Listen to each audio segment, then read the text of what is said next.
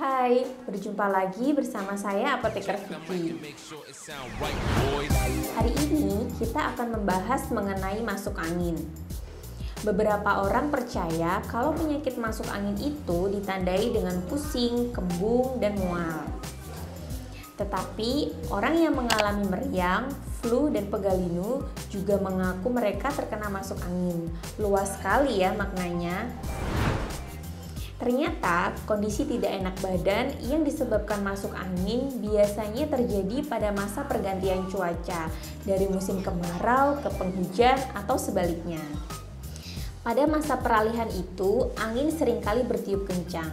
Namun, bukan di musim pancaroba pun angin tak diundang ini sering menghinggapi orang-orang tertentu.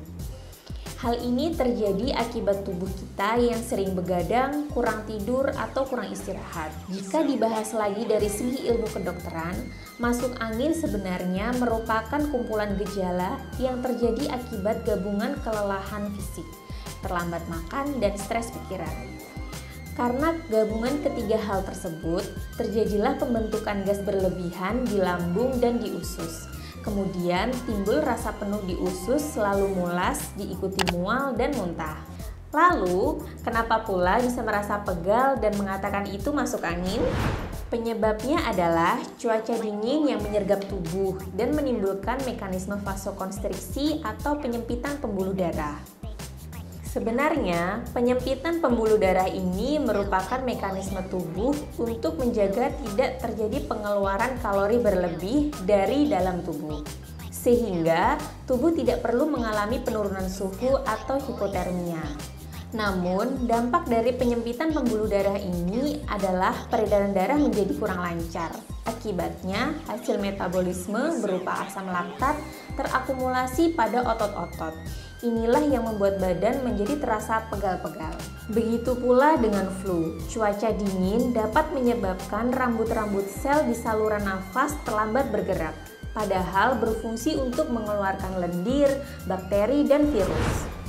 Perlambatan ini juga menyebabkan seseorang menjadi rentan terkena infeksi seperti batuk, pilek, dan lain-lain.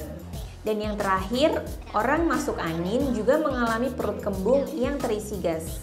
Hal tersebut diakibatkan karena cuaca yang dingin yang menyebabkan perlambatan gerak peristaltikus. Perlambatan inilah yang menyebabkan gas-gas tertampung di saluran cerna sehingga perut terasa kembung dan penuh atau begah. Akhirnya perut akan tertekan oleh gas dan menyebabkan rasa mual hingga menekan nafsu makan.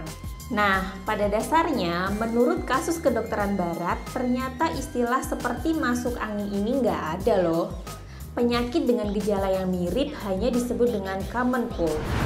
Hasil penelitian mengatakan setidaknya ada 200 virus dan 1001 penyakit lain yang menyebabkan gejala-gejala seperti masuk angin, selain yang sudah kita bahas sebelumnya. Flu bisa disebabkan dengan 3 macam penyebab, yaitu rhinovirus, alergi, dan flu burung. Tetapi karena orang-orang malas pergi ke dokter untuk memeriksakan sakitnya dan lebih memilih beristirahat di rumah, jadi mereka memberi cap masuk angin dengan mudahnya.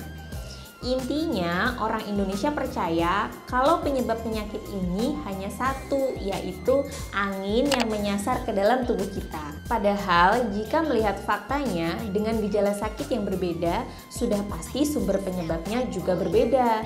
Kita tidak bisa menyamaratakan bahwa ini semua karena angin. Jadi sekarang kalau kamu sakit, telusuri lagi ya penyebabnya. Jika beda penyebab, beda pula penanganannya. Kebiasaan masyarakat Indonesia mengatasi masuk angin dengan minum teh hangat, minum air jahe, kerokan, minum teh peppermint, menggunakan minyak angin, memakai selimut, menghindari terkena angin secara langsung seperti menghindari AC, menghindari penggunaan kipas angin, dan berkendara. Makan makanan yang panas, pedas, dan berkuah seperti bakso. Sekian video edukasi kali ini, sampai jumpa di video edukasi selanjutnya. Bye-bye!